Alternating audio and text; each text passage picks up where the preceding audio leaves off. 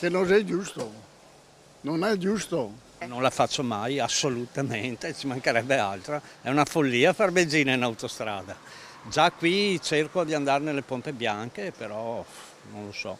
Continua la stangata sul prezzo della benzina. Dal monitoraggio del Ministero delle Imprese e del Made in Italy arrivano però anche buone notizie. Il Veneto risulta essere la regione in cui la benzina ha il prezzo più basso, a 1,921 euro al litro, rispetto alle più care Puglia e provincia di Bolzano, dove si sfiora 1,970 euro al litro.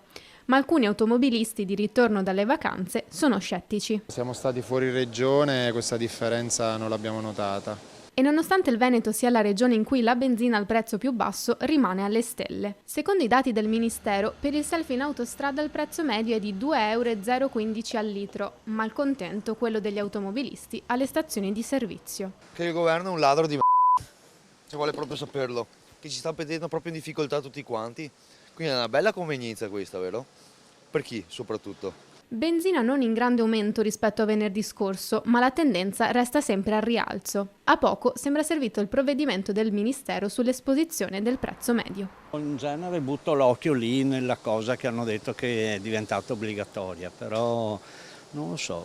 Io so che è alta comunque. Cioè, nonostante dicano, ogni governo che viene dice che abbasserà il costo della benzina. E invece? A me non pare.